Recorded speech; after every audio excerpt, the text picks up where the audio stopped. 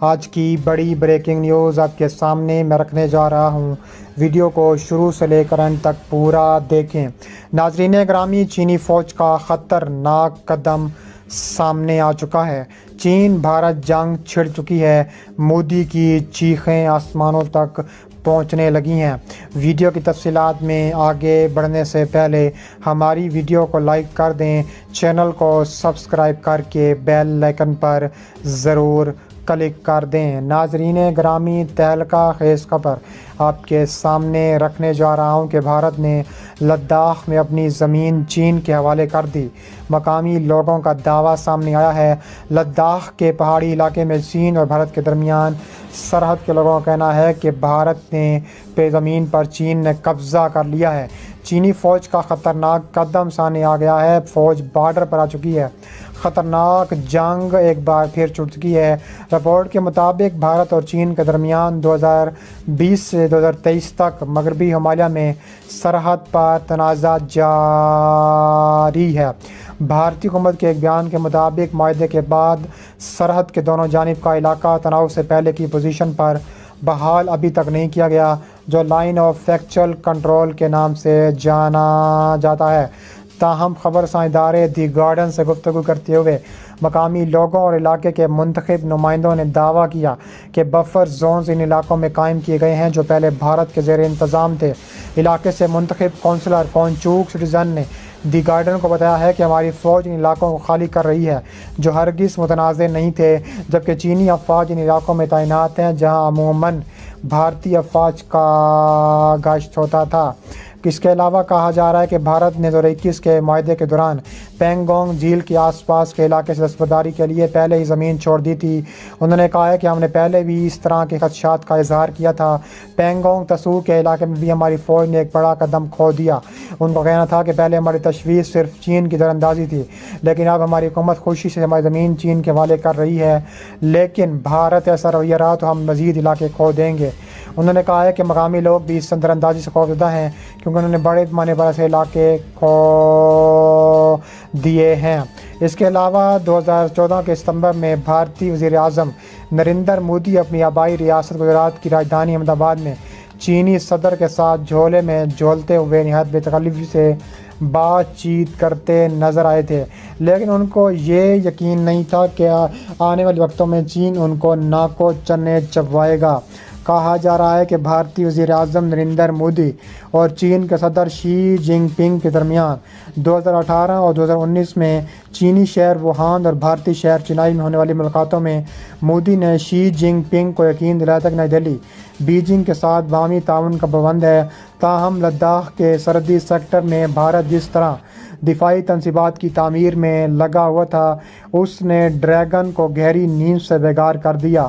مسئلہ کشمیر پر کئی کتابوں کے مصنف اور لداخ کے جغرافیے پر گہری نظر رکھنے والے سری نگر نشین کردہ تجزیہ کار پی جے رسول نے انڈیپینڈنٹ اردو سے ضمن میں بات کرتے ہوئے کہا ہے کہ بھارت نے شیویک وادی کے دربگ سے گلوان وادی کے دولت بیگ اولڈی تک 255 کلومیٹر طویل سڑک بنائی، لیکن چین نے اس پر اعتراض نہیں کیا، حالانکہ یہ سڑک وادی گلوان سے گزرتی ہے۔ پھر بھارت نے دولت بیگ اولڈی سے 7.5 کلومیٹر لمبی فیڈر روڈ بنانا شروع کر دیا جو بھارت کے رسائی اقصائی چین تک یقینی بنا دیتی ہے۔ بھارت کے سب سے زیادہ اہم مضافات اس سڑک سے وابستہ ہیں۔ آگے کراکرم درہ ہے، بائیں طرف ساتن گلیشیر ہے، دائیں طرف دولت بیگ اولڈی ہے۔ دولت بیگ اولڈی پر دفاعی ایئر اسٹرپ بھی بنائی گئی جہاں سے درہ کراکرم تک ہوائی مسافت صرف 8 کلومیٹر ہے۔ اس سے چین کو خدشہ لاحق ہو گیا کہ بھارت بہت اندر تک آ گیا ہے۔ چین نے اپنے اہم اسٹریٹجک مقامات کے دفاع کے لیے ضروری سمجھا کہ اس پر قبضہ کر لیا جائے۔ پی جے رسول مانتے ہیں کہ چین اپنے زیر قبضہ علاقے چھوڑنے والا نہیں ہے، کیونکہ ایسا کر کے بیجنگ سے ایک تیر سے 2 شکار کیے ہیں۔ ان کا کہنا تھا کہ ایسا کر کے نہ صرف دولت بیگ اولڈی ایئر اسٹرپ قابل استعمال بن جائے گی، بلکہ اقصائی چین کی جانب سے بھارت کی پیش قدمی رک جائے گی اور یوں درہ کراکرم اور اقصائی چین کے لیے محفوظ ہو جاتے ہیں۔ دوسری جانب کھربوں اور بیک کی لاگت سے بننے والی دولت بیگ اولڈی چین کے رحم و کرم پر رہ سکتی ہے۔ یوں عملی طور پر اس خطے میں بیجنگ کی عمل درآمد ہو سکتی ہے۔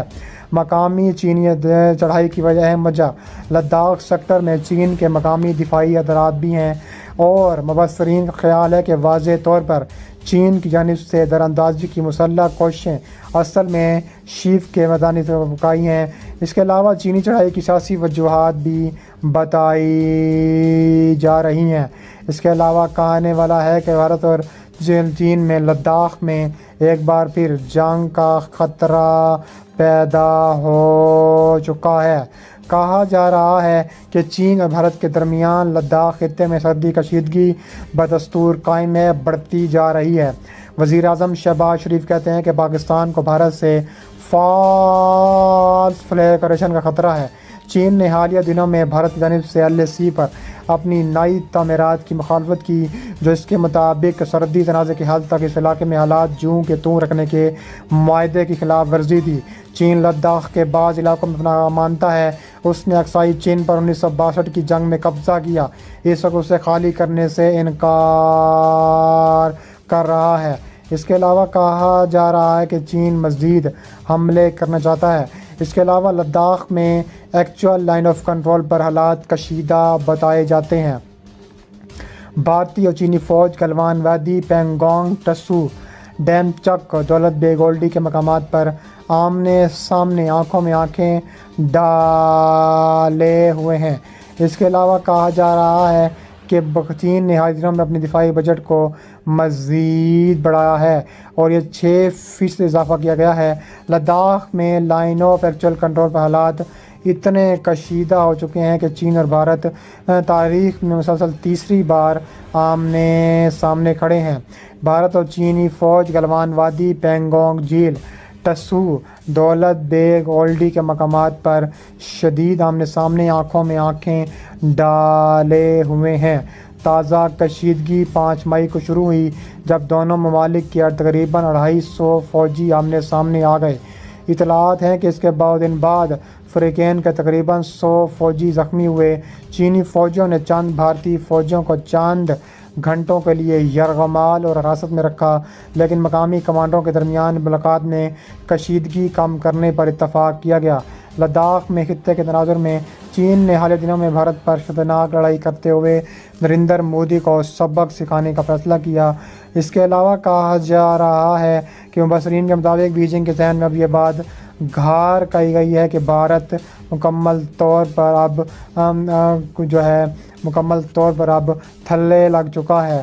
سکم سے لے کر ہماچل پردیش، اتراکھنڈ، اروناچل پردیش اور لداخ تک چین کے سمندری سرحد کے قریب لداخ کے ایک دوسرے حصے اور جموں کشمیر نے پاکستان سے سرکنے والی سرحدی کشیدگی بن چکی ہے، جو کوئی اچھی یا اطمینان بخش صورتحال قرار نہیں دی جا سکتی۔